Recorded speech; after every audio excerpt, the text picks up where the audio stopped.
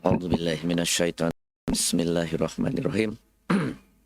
Innal hamdalillah nahmaduhu wa nasta'inu wa nastaghfiruh wa na'udzubillahi min sururi anfusina wa min sayyiati a'malina.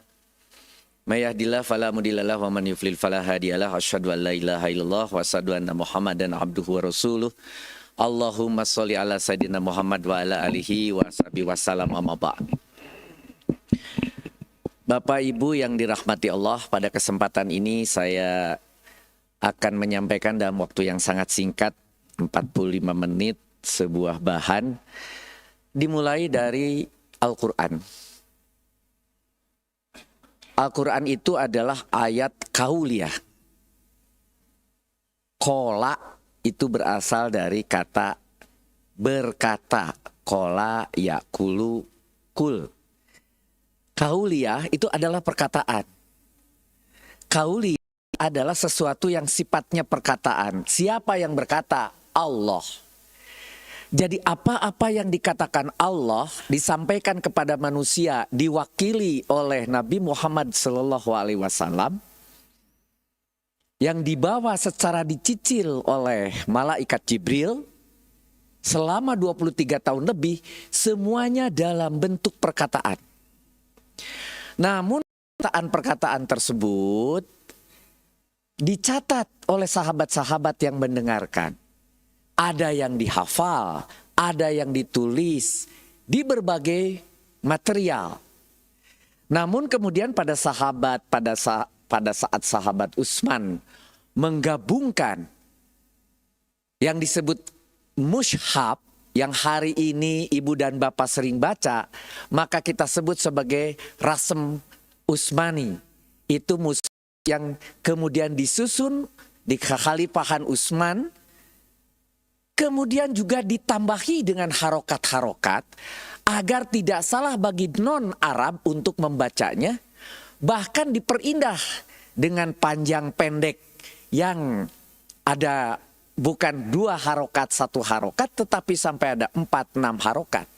Yang pada prinsipnya secara bahasa, secara ilmu nahwu shorof, sebetulnya hanya ada panjang dan pendek. Tapi kemudian dalam pembacaan qiraah itu ada kemudian menjadi ada 4, ada 6, agar keindahan itu terus terjamin pada saat orang membacanya. Apa itu kauliyah? Apa itu yang dikatakan? Kok begitu tebal? Ternyata seluruh aspek kehidupan ada di dalam Al-Quran. Cuma Al-Quran itu isinya berupa kulit. Sedikit. Sedikit tentang apa? Sedikit tentang kehidupan manusia. Sedikit tentang masa lalu. Sedikit tentang masa depan. Sedikit tentang informasi-informasi yang harus saudara miliki. Tetapi semuanya ada. Tetapi yang disebut sedikit pun ternyata 114 surat. Ternyata ribuan ayat. Itu pun isinya sebetulnya sedikit. Apa yang dikatakan Allah kepada Rasulullah melalui malaikat Jibril ini, yang disebut sebagai Al-Quran, dilengkapi dengan hadis. Hadis itu artinya cerita. Apa yang diceritakan? Apa yang dikatakan Rasul? Apa yang diperbuat Rasul? 2. Kalau Al-Quran itu apa yang dikatakan saja, sedangkan hadis itu 2. Yang dikatakan Rasul itu apa? Yang biasanya berupa aturan-aturan kepada kita, mengajak, memberi informasi. Dan apa yang dilakukan Rasul? Yaitu yang dilihat oleh sekelilingnya, oleh istrinya, oleh sahabatnya. Dicatat juga, dikumpulkan juga. Jadilah hadis. Tetapi hadis ini dikhawatirkan karena ini manusia terhadap manusia terjadi distorsi. Maka dipilah oleh Muslim, oleh Bukhari, oleh Ibnu Majah, oleh Abu Daud dan sebagainya. Dipilah, muncullah nanti ada hadis sahih, ada hadis maudhu dan sebagainya. Nah, oleh karena itu pada saat saudara-saudara membaca hadis, pergunakan pikiran kita juga dengan keilmuan kita. Karena yang menyampaikan manusia, mata manusia, informasi manusia disampaikan berturut-turut dari mulut ke mulut, baru dicatat. Sekian puluh, sekian ratus tahun kemudian dikumpulkan apa-apa yang dikatakan dan diperbuat Rasulullah tadi, diingat sekelompok orang dan kemudian dicatat jadinya hadis. Tapi ingat kembali ke judul kita tentang Al-Quran, adalah apa-apa yang dikatakan. Pertanyaannya, apa yang diperbuat Allah?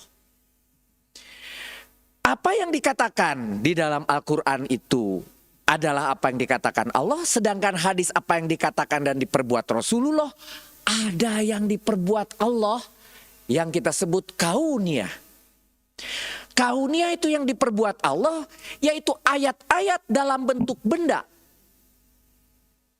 Benda langit sebagai contoh, matahari, bulan, bintang. Benda yang kita lihat di muka kita, ada ibu, ada bapak, dengan bentuknya, dengan keindahannya, dengan kemampuannya berdiri di atas dua kaki. Dan tidak mudah untuk mampu sebuah tubuh yang tingginya seperti ini berdiri di atas dua kaki. Manusia mencoba membuatnya, namanya robot. Lihat jalannya robot, tidak seindah manusia. Ciptaan manusia yang begitu dibangga-banggakan namanya robot, jalannya aja tidak bagus. Sampai kalau ada manusia yang jalannya paling tidak bagus, kita sebut seperti robot. Artinya yang paling tidak bagus buatan manusia, buatan yang tidak bagus menurut buatan Allah, itu di mana manusia disebut paling bagus, namanya robot. Itu dalam bentuk benda, dalam bentuk kejadian. Bagaimana Allah menjadikan manusia tercatat di dalam Al-Quran. Dari nutfah, dari cairan, bertemu di dalam rahim ibu, jadi janin, jadi bayi, kemudian lahir, kemudian ada dalam Al-Quran, ada. Tapi sangat sedikit, sebagai clue, sebagai poin di mana manusia silahkan pelajari. Ada yang mempelajarinya, ada dokternya. Seluruh tubuh manusia itu disebut dokter. Bagian perut tadi ginekolog. Bagian ini disebut dokter mata. Bagian hidung disebut THT. Bagian kulit untuk ibu-ibu biasanya dokter kulit, dokter kuku. Tuh. Jadi betapa apa yang disebut kejadian itu yang diciptakan Allah dipelajari oleh manusia. Begitu sulit, karena sulitnya dipilah. Ada dokter ahli mata, dokter ahli perut, dokter ahli internis dan sebagainya. Karena begitu sulit mempelajari apa yang diperbuat Allah tadi. Begitu juga ada ahli geologi, ada ahli astronomi, ada ahli macam-macam. Karena begitu banyak ciptaan Allah yang berbentuk kauniyah, ketika dipelajari manusia ternyata memiliki keteraturan. Begitu teraturnya jadilah sebuah rumus. Rumus matematika, rumus fisika, rumus astronomi, macam-macam rumus. Dibuat rumus tersebut ternyata karena Allah menciptakannya begitu presisi.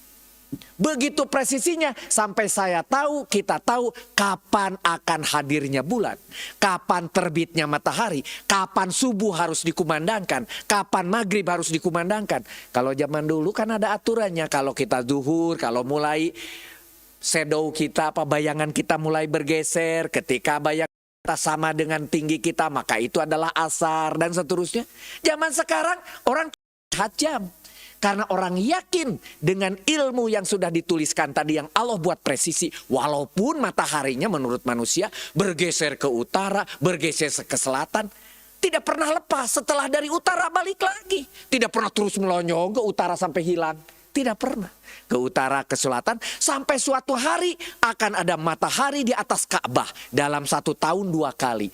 Pada saat jam dan menit tersebut, seluruh manusia di bumi bisa melihat, membuat ru'yat arah daripada masjid saudara. Sholat saudara diru'yat pada 2 tanggal tersebut setiap tahun.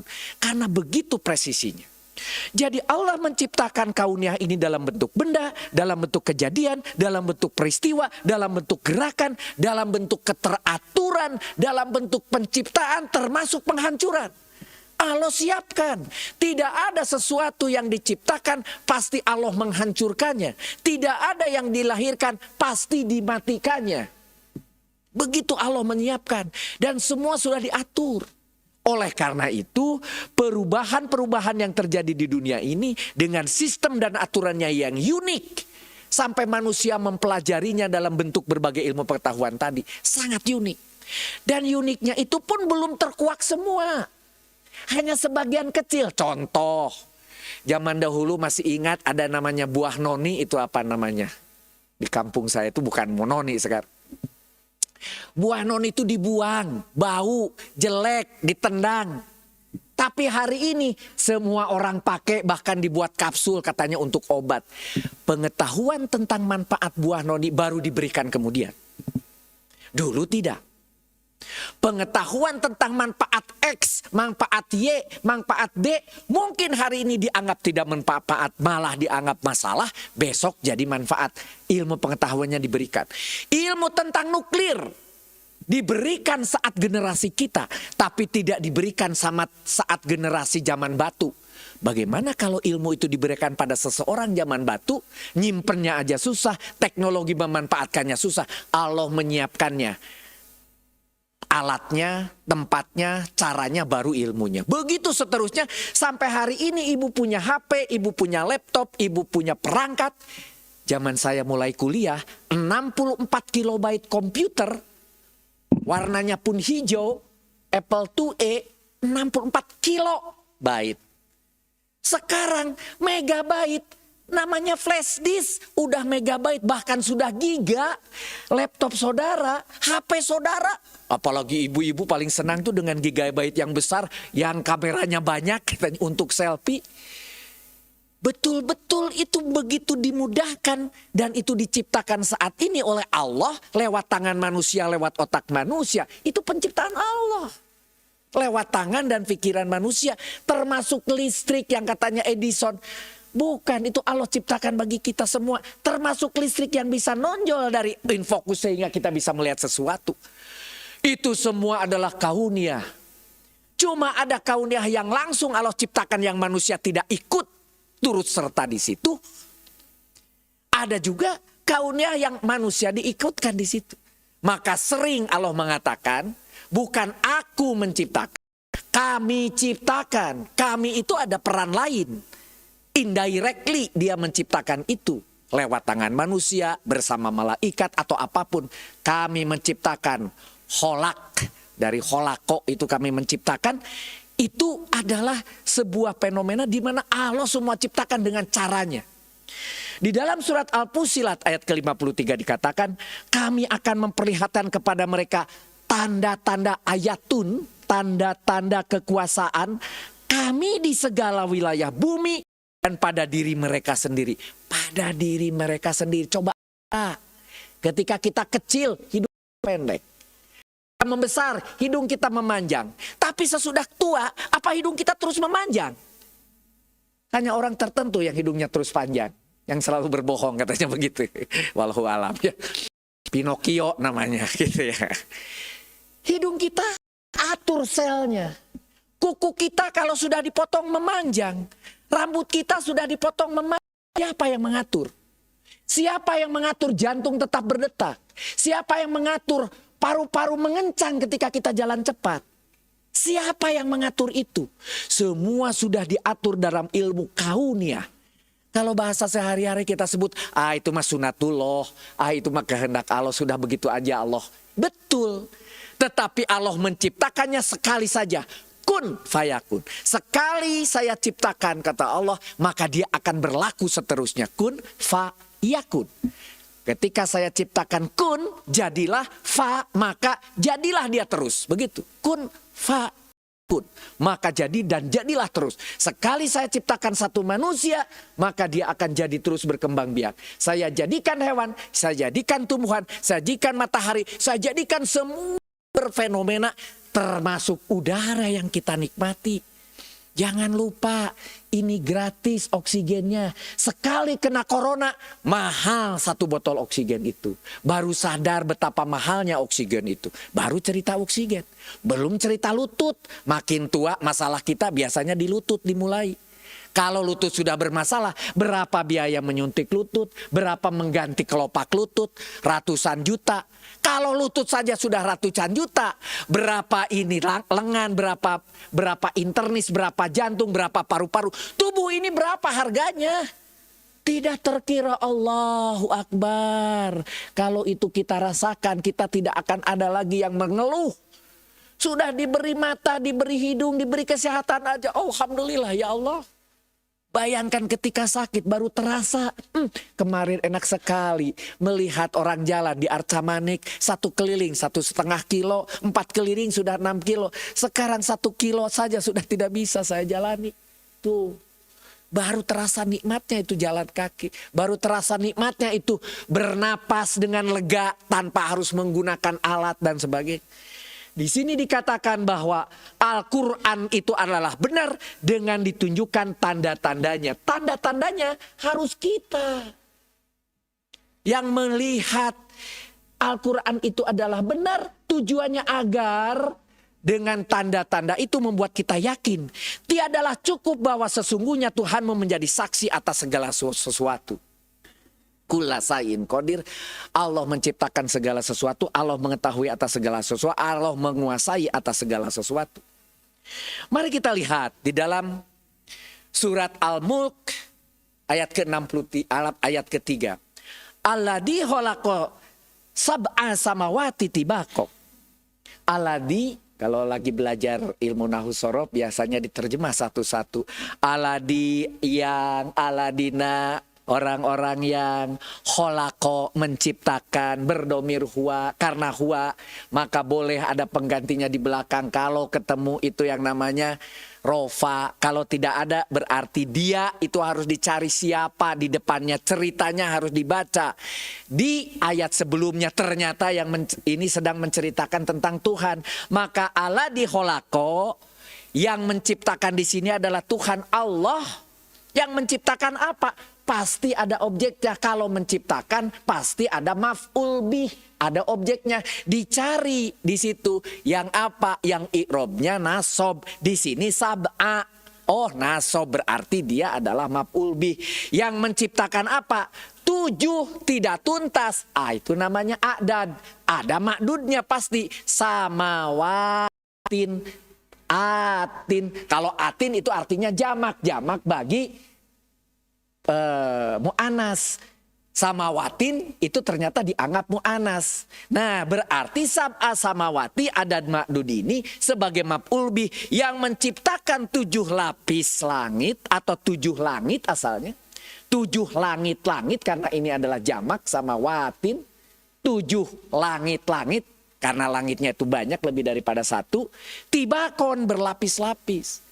Diterjemahkan oleh kita, Allah menciptakan 7 lapis langit, begitu. Kemudian mataro fi khalqi rahmani min tafaut. Gitu. Dalam hal ini makna fi tidak. Taro akan kamu lihat. Kenapa jadi akan? Karena ada ta. Ya yuta tu anu nanu. Setiap ada ta, setiap ada nun, setiap ada alif. Oh, itu berarti mudorik. Kalau mudorik bisa diterjemahkan akan atau diterjemahkan sedang. Berarti taro akan kamu lihat dari ro'a, ru'yat, lihat. Kamu lihat fi holki, fi di dalam holki, penciptaan dari holkun. Jadi di dalam penciptaan Ar-Rahmani, yang Rohman, dalam hal ini kembali lagi kepada Allah. Ar-Rahman yang maha pengasih, min tafaut, gitu, ketidakseimbangan. Jadi diterjemahkan indahnya, tidak akan kamu lihat sesuatu ketidakseimbangan pada ciptaan Tuhan yang maha pengasih. Tidak ada yang tidak seimbang. Semuanya seimbang. Matahari, bulan dan sebagainya berputar pada porosnya, bergerak, tidak pernah bertabrakan. Kalaupun lurus disebut gerhana, hanya lurus. Untuk akhirnya tidak bisa melihat sinarnya disebut gerhana matahari, gerhana bulan. Dan itu pasti terjadi dan bisa dihitung. Dan kita bisa tahu tahun ini kapan akan ada gerhana, tahun depan, tahun lusa akan tahu. Karena begitu teraturnya. Jangankan gerhana yang tiap bulan datang, contohnya datang bulan, kapan awal bulan, tahu kita. Apalagi ibu-ibu tahu datang bulan gitu ya.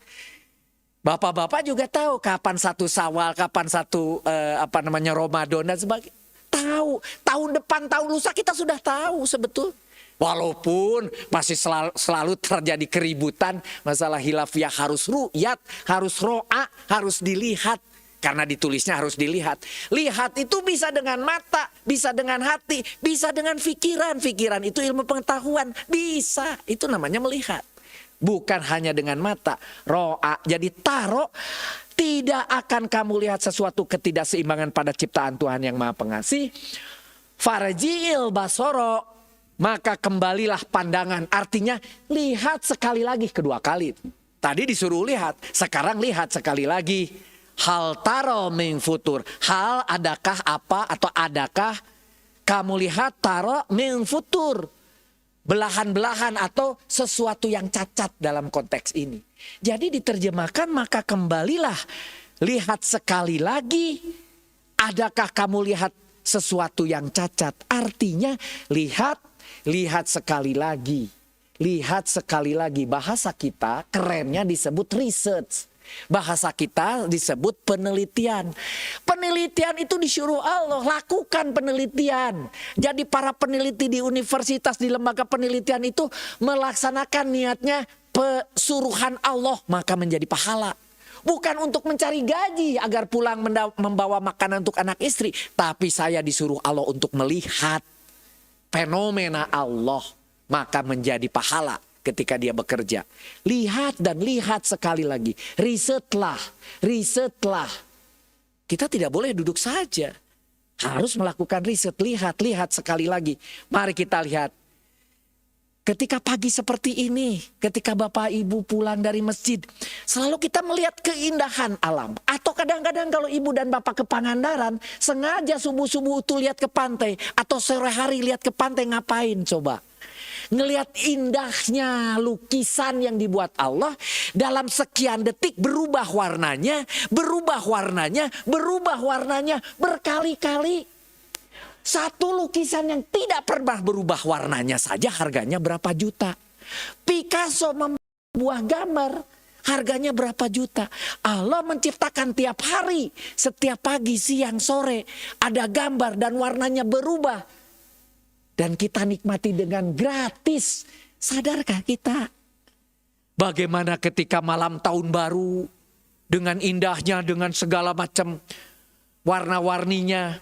Kalau tadi subuh kebetulan misalnya bulannya bagus. Kita lihat pulang dari masjid itu indah bulan purnamanya. Pagi-pagi subuh, aduh.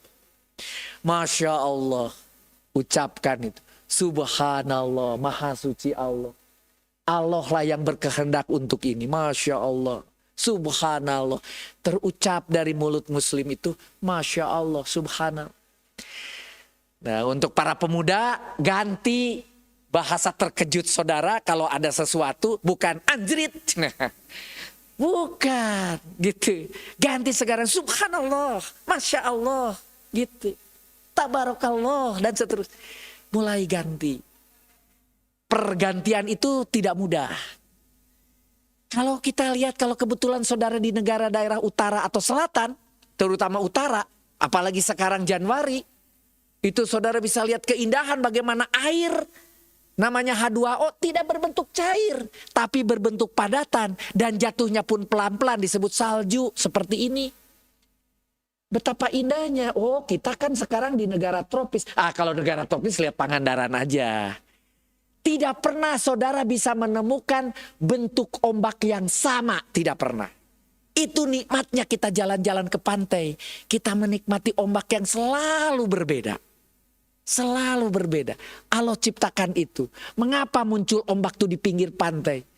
Begitu juga ketika saudara lihat ada pantai yang indah dengan pasir yang putih, kita bisa berendam.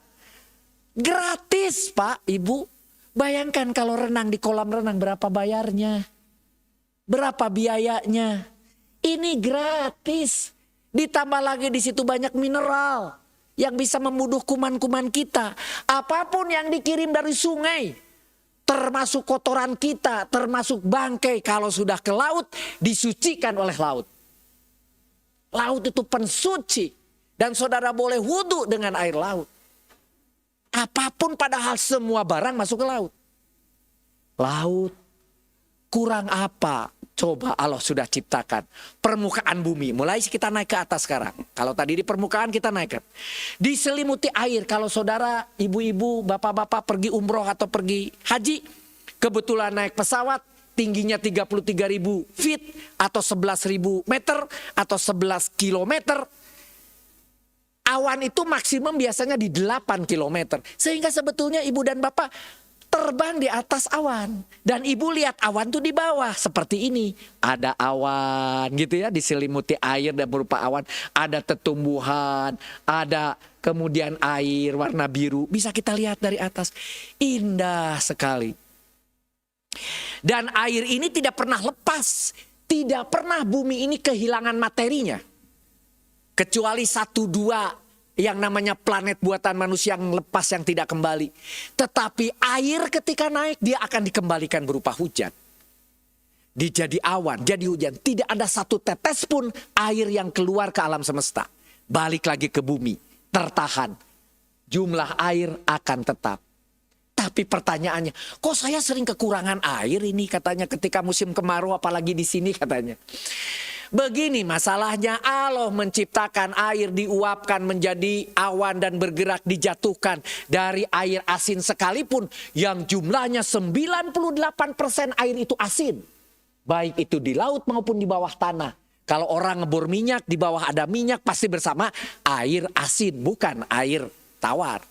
Apa itu air tawar yang ibu bapak bor itu ibu bapak peroleh? Adalah air hujan yang jatuh di gunung, menyerap di pori-pori tanah. Kita yang di bawah tinggal mengambilnya. Mau dari gunung Manglayang, mau dari gunung manapun, itu kita tinggal mengambilnya. Itu adalah air tawar. Cuma manusia membabat gunungnya, sehingga air yang jatuh dengan segera jadi air kotor dan bersama-sama turun ke bawah. Disebut banjir, disebut Allah memberi ujian dengan banjir. Bukan, Allah memberi kenikmatan dengan hujan. Cuma kalian yang tidak mampu menyimpannya dengan memotong pohonnya. Ingat, itu manusia yang melakukannya, bukan Allah. Contoh ini air, baru dari 1. Naik lagi kita. Jadilah pura-pura jadi astronot begitu. Kita lihat bumi itu seperti indah. Indah ciptaannya. Siapa yang bisa menciptakan seperti ini? Apalagi ternyata jari-jarinya kalau ada diukur 66.300 kilometer. Atau kalau diukur keliling buminya 40.000 kilometer. Bayangkan Jakarta Surabaya 800 km. Jadi artinya 50 kali Jakarta Surabaya itu keliling bumi. Bagi yang suka naik sepeda nih, kalau sudah pernah Jakarta Surabaya, lakukan 50 kali itu sama dengan keliling bumi gitu kira-kira. Ya, silahkan mau coba, cobalah keliling bumi, mengelilingi bumi. Nah, ternyata jari-jari 6.300 km itu dengan gagahnya oleh manusia dibor. Ilmu di kelompok saya minyak dan gas bumi itu bisa sampai 12.000 meter. Kalau ibu dan bapak di sini 60 meter aja udah hebat. 30 meter. Kadang-kadang ada yang berani sampai 200 meter, 300 meter untuk pabrik, untuk hotel. 300, 400 meter. Masih air tawar, masih. Kalau kami ngebor minyak, itu bisa sampai 1.000, 2.000, 3.000. Bahkan terdalamnya 12.000 meter. Untuk penelitian udah ada yang sampai 15.000 meter. Seperti apa pipa pengeborannya? Sama sebesar komputer ini pipanya. Melengkang, melengkung, belok kiri, belok kanan di bawah 15.000 meter. Hebat kan? Gagah kan? Tidak, saudara. 15.000 meter itu kalau dikilometerkan cuma 15 kilo. Bumi jari-jarinya berapa tadi? 6.300. 15 terhadap 6.300 berapa dalam? Masih lebih dalam rambut nempel di kepala. Itu udah dalam. Ini baru sedikit. Jadi apa yang dilakukan bumi dengan ngebor minyak gas tadi? Ngelikitik bumi. Kadang-kadang keluar minyak, kadang-kadang keluar gas. Kalau salah-salah seperti Lapindo begitu. Itu cuma ngelikitik. Kata bumi, apa sih manusia ini gitu. Getek katanya. Keluar minyak, keluar gas. Kecil saja, tidak ada alasan kita untuk sombong bahwa kita mampu ngebor. Enggak, apalagi kita di sini cuma ngebor 100 meter. Jangan sombong. Nah, di dalam Al-Isra dikatakan, wala tamsi fil ardi marohan, dan janganlah kamu berjalan di muka bumi dengan marohan, dengan sombong. Karena sesungguhnya kamu sekali-kali tidak dapat menembus bumi, dan sekali-kali kamu tidak akan sampai setinggi gunung Jibalat. Sudah disebut di dalam Al-Isra 37, hati-hati jangan sombong. Ilmu kamu itu tidak seberapa. Tadi itu satu tubuh saja dokter banyak. Kalau tidak percaya, nanti bapak-bapak kalau sudah di rumah sakit geletak, berapa dokter tuh yang ngurus? Dokter ini, dokter itu, dokter ini, dokter ini. Wah, sudah itu. Astagfirullahaladzim, kapan kita ini jadi sadar tidak sombong kan gitu. Mari kita lihat tata surya. Ternyata ketika ada matahari sebelah kiri, ini matahari, ada Plato, ada segala macam di sini, bumi, Saturnus, Uranus dan sebagainya. Indah, ada asteroid di sini. Benda-benda langit yang terpecah begitu. Dan semua diciptakan, ada bulan beberapa. Di kita cuma satu bulannya gitu. Yang lain ada beberapa bulan. Wah, indah juga ya kalau kita punya beberapa bulan. Ternyata tidak juga. Seperti bapak-bapak kalau, oh indah juga ya kalau tidak satu bulannya. Ternyata lebih banyak tuh lebih masalah. Ternyata begini contohnya. Jadi bapak dan ibu sekalian, posisi bulan masing-masing ini tidak berputar diam begini. Tetapi ini bergerak naik turun. Yang tidak bulannya bergerak naik turun. Kemudian matahari, buminya juga bergerak, bergoyang ke kiri, ke kanan. Sehingga seolah-olah matahari ke utara, ke selatan. Itu semua Allah ciptakan. Dan di dalam matahari itu ada yang melambai-lambai, ada corolla, corona. Zaman dahulu ini namanya corolla, corona. Kemudian tiba-tiba ada mobil, namanya Corolla. Ada mobil, namanya Corona. Oh, tiba-tiba ada lagi virus, namanya Corona. Oh, ini Corolla tuh asalnya adalah penamaan bagi belalai di matahari.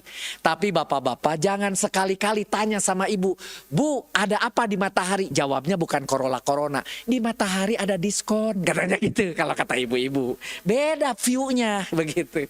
Matahari, ya. Nah, kita lihat di dalam surat Luqman dikatakan, Dia menciptakan langit tanpa tiang. Baru sadar kita. Langit tanpa tiang, yang kamu melihatnya, kita melihatnya. Dan Dia meletakkan gunung-gunung. Tuh, Allah sudah menciptakan langit tanpa tiang. Sadarkah kita? Tadi dengan planet yang begitu banyak, dengan asteroid, saya akan melihat asteroidnya. Di mana asteroid? Tersebar banyak.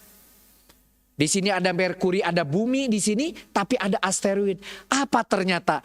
Melindungi ketika ada meteor yang akan masuk, tertabrak dulu dengan asteroid. Maka bumi yang ada di kelompok di dalam ini terlindungi. Allah melindungi bumi dengan diciptakannya asteroid. Balik lagi. Ma khalaqta hada batila. Tidak ada yang sia-sia yang aku ciptakan. Begitu kata Allah. Contohnya tadi buah noni. Dulu dianggap sia-sia, sekarang jadi obat. Kan gitu. Sekarang hari ini kita tidak tahu pete sama jengkol itu apa manfaatnya selain makan jadi enak. Wallahu alam, besok lusa ditemukan, oh ternyata jengkol itu membantu ini, membantu itu. Wallahu alam. Ternyata kita tidak tahu namanya kolesterol, sekarang dihindari. Ternyata otak terbuat dari kolesterol. Kalau saudara berkurang kolesterolnya, otak saudara makin mengkerut. Mudah lupa, mudah pikun, mudah Alzheimer. Ternyata kolesterol juga bermanfaat tuh kan gitu. Ma khalaqta hada batila. Kalau demikian apa dong yang harus saya lakukan? Apapun dimakan kecuali yang Allah haramkan, yaitu babi. Makanlah semuanya, tapi jangan berlebih-lebihan. Begitu kata hadis. Yang dilarang bukan tidak boleh makan, yang dilarang itu berlebih-lebihan. Gitu. Jangan berlebih-lebihan. Nah, mari kita lihat. Tata surya yang bergerak ini tidak sejajar. satu sama lain, tapi tidak pernah bertabrakan. Dan dia bergerak dengan sangat sempurna. Di dalam A'raf 56, matahari dan bulan dan bintang, wasamsa wal qamara wa nujumuha musakhkharatin bi amrih.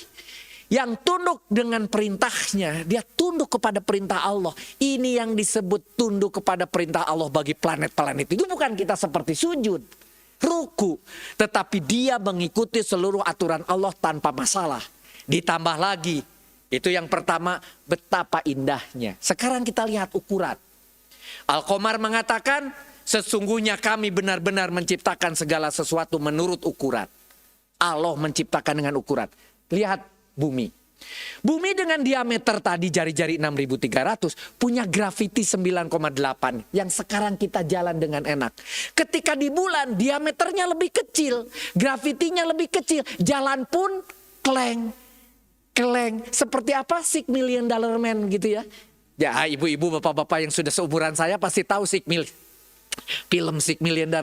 Jalan itu tank. Karena gravitasinya kecil.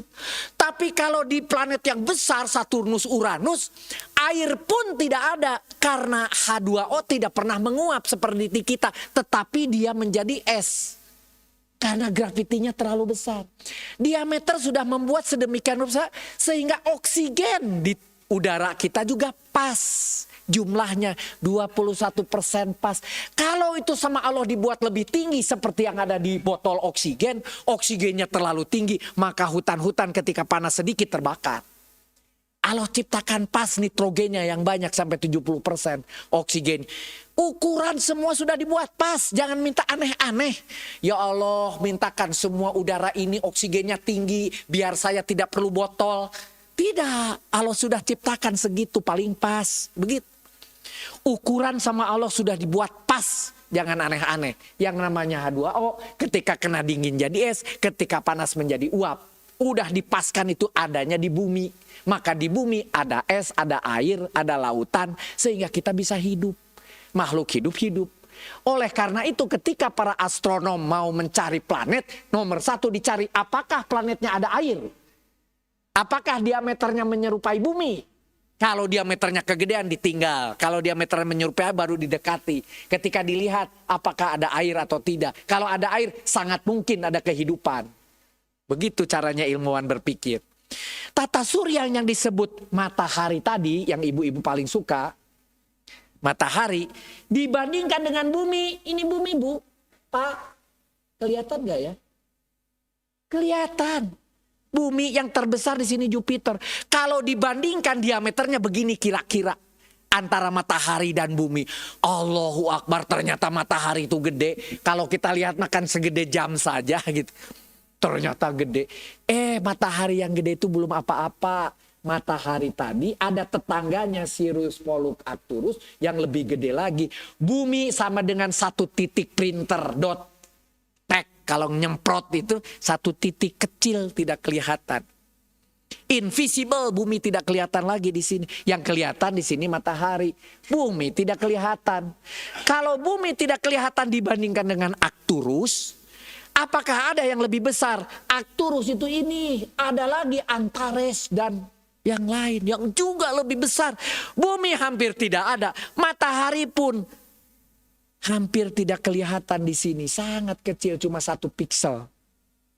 Allahu Akbar. Maka ketika saudara lihat berikutnya terbang lagi lebih tinggi, maka saudara akan lihat Allahu Akbar. Sesuatu yang sangat besar sehingga ketika saudara mengatakan Allahu Akbar, itu artinya kami kecil ya Allah, engkaulah yang besar. Artinya pantaslah kita merunduk. Allahu Akbar, kami ini tidak ada apa-apanya Allah, kaulah yang besar. Gitu maksudnya. Bukan Allahu Akbar itu dengan nada yang tinggi. Allahu Akbar, Allah, bukan. Salah itu mah. Bukan ke atas, Allahu Akbar. Bukan, Allahu Akbar itu merunduk. Allahu Akbar, engkaulah yang besar ya Allah. Gitu, jangan kebalik. Ketika sehari kita berapa kali mengucap Allahu Akbar dengan rasa bahwa dialah yang paling besar. Dan apakah, nah sekarang itu yang terbesar. Sekarang yang terakhir, jarak yang sangat jauh. Itu Al-A'raf ayat ke-185. Dan apakah mereka tidak memperhatikan kerajaan, mulkun, langit dan bumi dan apa yang diciptakan Allah? Khalqun. Apa yang diciptakan Allah dan apa yang ada di bumi ini, mari kita perhatikan. Bintang yang terdekat yang jumlahnya itu miliaran, yang terdekat diukur. Ada namanya Proxima Centauri. Nah, Centauri itu bukan bank yang bermasalah. Proxima bukan infocus. Proxima Centauri itu nama aslinya bintang terdekat yang jaraknya dari matahari. Disebut bintang karena dia bersinar sendiri, bukan seperti bulan yang karena pantulan. Ini yang terdekatnya itu dikatakan bintang terdekat itu di tata surya itu namanya Alpha Centauri 4 tahun cahaya. Kok pakai tahun? Itu kan waktu. Artinya kalau cahaya bergerak selama 4 tahun. Kenapa? Karena cahaya itu kecepatan yang tertinggi yang diketahui manusia. Di mana bumi? Bumi itu kalau kita lihat ketika nempel di dekat matahari di sini.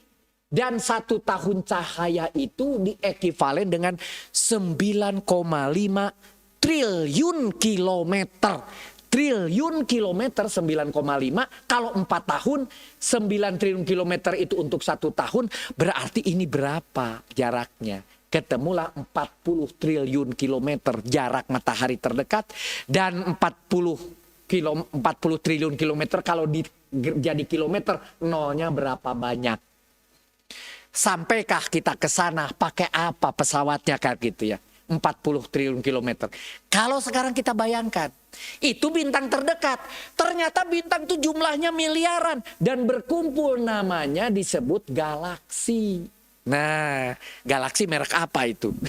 Galaksi itu bermiliar-miliar bintang.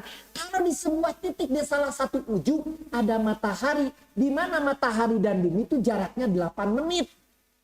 Kecepatan cahaya 8 menit. Kalau tadi bintang terdekat saja adalah sudah 4,2 tahun cahaya. Kalau galaksi berapa luasnya itu? Kalau kita lihat 1 cahaya sekian, matahari dan bumi itu 145 juta tahun. Dan yang namanya keliling bumi itu adalah 0,04 juta kilometer. Berarti 3.652 kali itu adalah jarak dari bumi ke matahari. Jadi kalau saudara berkeliling bumi 3.652 kali sama dengan saudara berjalan dari bumi ke matahari gitu. Jauhnya 3.500. Nah, sekarang kalau di galaksi yang jumlahnya begitu besar 1.000.000 triliun kilometer. Dan matahari di salah satu tempatnya di sini disebut Milky Way. Kenapa Milky Way? Seperti adukan susu. Kalau susu diaduk bentuknya tuh begini. Nah, begitu. Panjang terjauhnya 1.000.000 triliun kilometer. Kita di mana? Pertanyaannya kan gitu. Ternyata bukan satu yang Milky Way tadi Bima Sakti. Ada Andromeda, ada yang lain. Ternyata masih banyak lagi. Allahu Akbar. Kalau demikian pertanyaannya, ya Allah, di mana kita? Kelihatankah kita? Mataharinya aja tidak kelihatan, buminya aja tidak kelihatan, apalagi kita yang cuma seuprit ini. Nebeng di muka bumi, waktunya pun pendek. Padahal bumi ini umurnya 5 miliar tahun, kita 100 tahun aja belum tentu. Kita ini penumpang sebentar di muka bumi ini. Kan suka dikatakan, kalian hidup di muka bumi hanya sebentar saja. Memang sangat sebentar. 100 tahun dibanding bumi yang diciptakan, galaksi yang diciptakan. Dibanding luas, di mana kita hampir tidak terlihat. Apakah Allah masih melihat kita? Ternyata Allah melihat semuanya. Termasuk yang menurut manusia begitu besar pun Allah tidak akan kehilangan 1 biji pun apa yang dimilikinya. Terlihatkah kita? Di manakah kita? Berapa jaraknya galaksi-galaksi ini? Pertanyaan yang paling penting yang di bawah. Siapa yang menciptakan semua ini? Segitu aja pertanyaannya. Kalau saudara masih belum percaya adanya Allah, ini ajalah pelajari, nggak usah pakai belajar Al-Quran pun. Kalau saudara ilmu pengetahuan pun yang dibaca, dilihat, dibuktikan, pun harusnya sudah jadi beriman. Apalagi ditambah Al-Quran dan apalagi dibimbing oleh Pak Ustadz. Harusnya kita sudah tidak lagi bergeming kepada keimanan. Siapa yang menciptakan semua ini? Allahu Akbar. Kalau kita masih tidak percaya kepada hadirnya Allah, maka la ilaha illallah, tiada Tuhan selain Allah. Dan itu ucapan itu berat bagi orang lagi sakaratul maut, berat percaya. Sering saya mentaklin orang-orang yang akan lepas, tidak mudah membawa. Karena otak yang paling rendah, yang paling sadarnya itu yang akan berbicara. Kalau kita tidak memelihara la ilaha illallah, maka ketika sakaratul maut, keinginannya mengucap itu pun tidak mudah. La ilaha illallah. Allahu Akbar, nikmati. Jangan rurusuhan sholat teh. Allahu Akbar, Allahu Akbar, Allahu Akbar. Ruku lagi, sujud lagi. Allahu Akbar, nikmati, betul. Tuh manina tuh di situ. Gitu. Ari bacaan anak panjang, ari ruku sujudnya para nodok, custas lepat. Itu tidak tu'manina. Tu'manina itu di seluruh gerakan. Rukunya harus kelihatan ruku, ada diamnya. Maka disunatkan 3 bacaannya 3 kali. Bukan berarti sekali itu menjadi batal. Subhanallah selesai, alhamdulillah. Kemudian sujud lagi, subhanallah, udah. Bukan itu menjadi masalah, tetapi dengan 3 kali itu terlihat sujud kita, terlihat. Subhanallah, subhanallah, subhanallah. Ruku juga terlihat, rukunya terlihat, sujudnya terlihat, iktidalnya terlihat, berdirinya. Begitu. Jadi yang dipanjangkan itu bukan hanya bacaannya, tetapi juga seluruh aspek sholatnya dipanjangkan, dinikmati bacaannya. Karena itu doa semua. Subhanallah wa bihamdi dan sebagainya. Allahu Akbar. Begitu bacanya. Allahu Akbar. Allahu Akbar. Tidak perlu terus dibaca sampai ribuan. Allahu Akbar, bakbar. Puluhan ribu untuk apa? Allahu Akbar. Begitu. Nah, terakhir. Ini tambahan.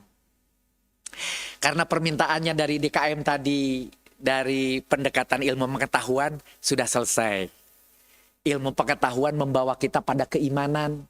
Kalau tadi ilmu pengetahuan sudah saya sampaikan dan Bapak Ibu tidak tertambah imannya dengan tadi, walhu alam saya, hidayah hanya datang dari Allah. Saya hanya berusaha menyampaikan agar iman ibu dan bapak menjadi bertambah. Saya tambahkan Isra Miraj. Kenapa? Karena ini sekarang sedang berhubungan dengan jadwalnya. Mohon maaf sedikit lagi, 5 menit lagi. 5 menit lagi untuk Isra Miraj. Di dalam surat Al-Isra, subhanalladzi asra dan seterusnya, saya langsung saja. Karena waktunya, maha suci Allah dari subhana ini yang telah memperjalankan. Asra itu memperjalan, bukan berjalan. Jadi memperjalankan, karena ini adalah mazid, bukan muzarod. Memperjalan, posisi Rasul itu adalah pasif dia, diperjalankan. Yaitu siapa? Rasul Muhammad. Jadi Allah yang telah memperjalankan pada malam hari di Masjidil Haram, dari masjid ke Masjidil Aqsa. Ini adalah sebuah perjalanan yang sudah di-create sama Allah, yang telah kami berkahi sekelilingnya agar kami perlihatkan kepadanya sebagian tanda-tanda, yaitu ayat-ayat kebesaran kami. Sesungguhnya dia benar-benar maha mendengar, maha melihat. Apa yang ada di dalam surat Al-Isra ayat ke-1 ini mau menyampaikan bahwa Rasulullah SAW telah Allah perjalankan dari Masjidil Haram ke Masjidil Aqsa. Tapi dan kini tidak dijelaskan, ada cerita buruk, ada pakai kuda bersama, itu adanya di hadis.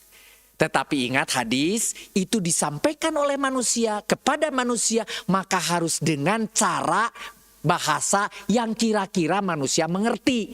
Maka pada saat itu yang tercepat adalah kuda, maka gambarnya kuda.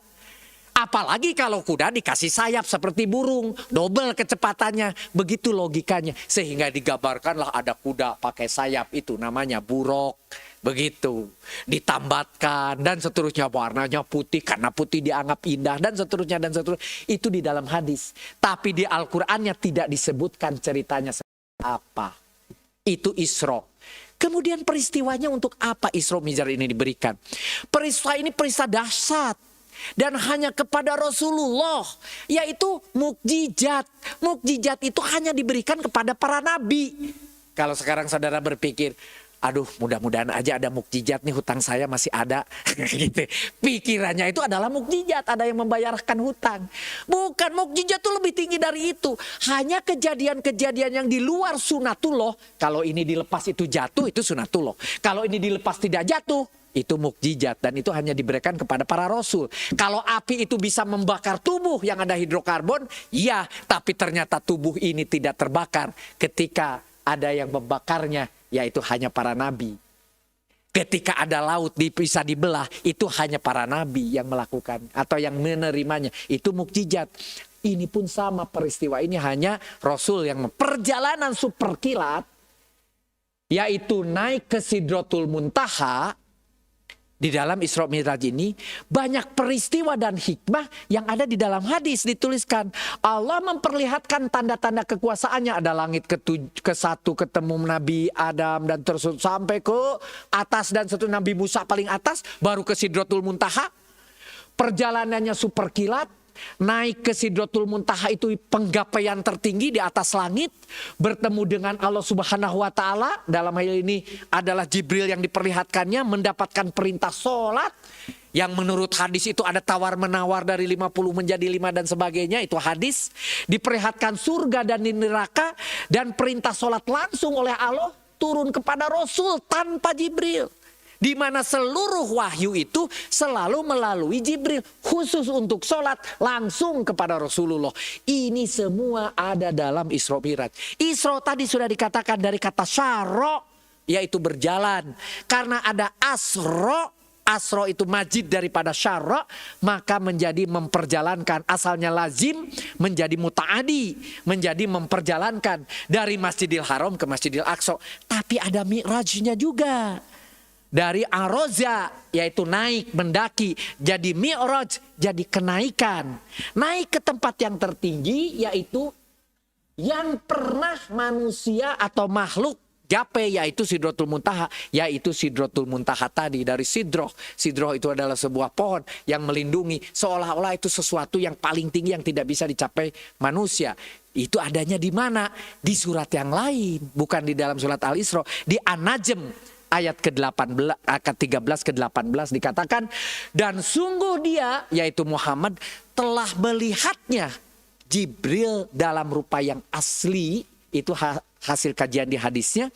Telah melihatnya satu kali turun atau pada waktu yang lain, yaitu pada saat dibawa ke Isra Mi'raj tadi, di sisi Sidratul Muntaha, di sisi dekatnya ada surga tempat tinggal. Muhammad telah melihat Jibril, itu di dalam hadisnya, ketika Sidratul Muntaha tadi diliputi oleh sesuatu yang meliputinya. Penglihatan Nabi Muhammad tidak berpaling dan tidak melampaui apa yang dilihatnya. Jadi Rasul itu diperlihatkan selain tadi ketika di langit ke-1, ke-2, ke-3, diperlihatkan surga, diperlihatkan neraka, diperlihatkan para nabi, tapi juga di sini diperlihatkan juga Allah memperlihatkan kepada Rasul, dan dia tidak bisa melampauinya, artinya dia melihatnya dengan secara penuh. Sungguh dia benar-benar telah melihat sebagian tanda-tanda kebesaran Tuhannya yang besar. Ini mau menunjukkan, percayalah, begitu kira-kira. Percayalah bahwa Rasul telah diperlihatkan semua itu. Walaupun kalian manusia tidak pernah akan ada yang melihatnya. Nah, tidak mudah membuat orang percaya. Dianggapnya Rasul itu itu berbohong, itu halusinasi lah. Masa semalam bisa sampai ke Sidratul Muntaha, naik apa gitu ya. Bagaimana perjalanannya, kan gitu. Mari kita lihat dari ilmu pengetahuan. Buka dulu Al-Ma'arij ayat ke-4. Di situ dikatakan para malaikat dan Jibril naik menghadap kepada Tuhannya dalam sehari, kadarnya setara dengan 50.000 tahun. Jadi setiap malaikat itu naik kepada Allah, itu ekivalen dengan kita 50.000 tahun.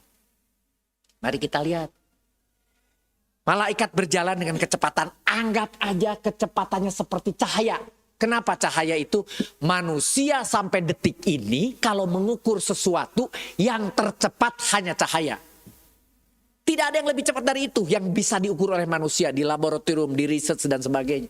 Dari sini ke sini tidak ada bedanya ini. Sepersekian sekian detik.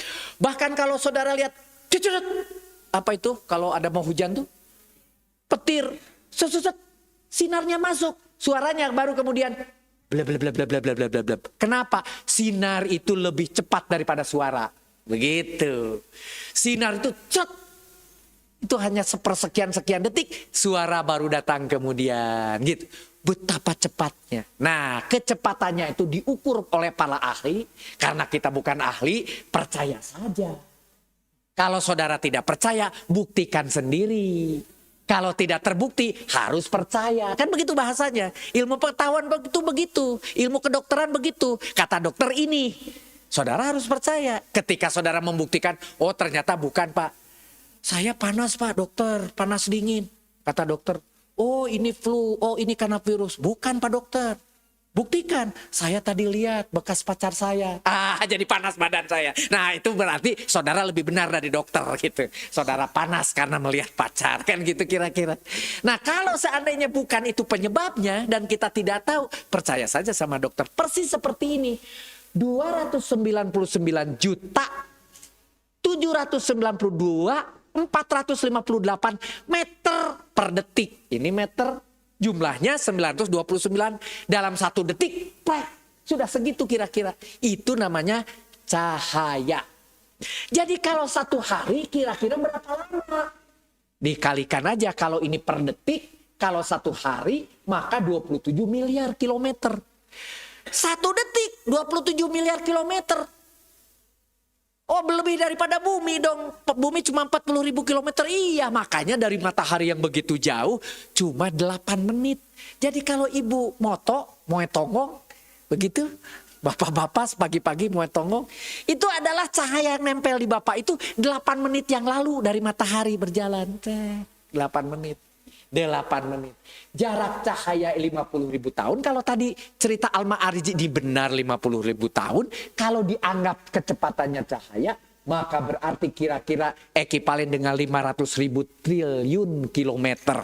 Namanya Jibril, namanya Mikail, namanya semua malaikat. Kalau berjalan kepada Allah dalam 1 hari atau dalam 1 malam, itu 50.000 triliun kilometer. Oh, berarti disitulah kita kira-kira. Ini manusia. Kita lihat. Alam semesta tadi. Kita bayangkan alam semesta seperti apa.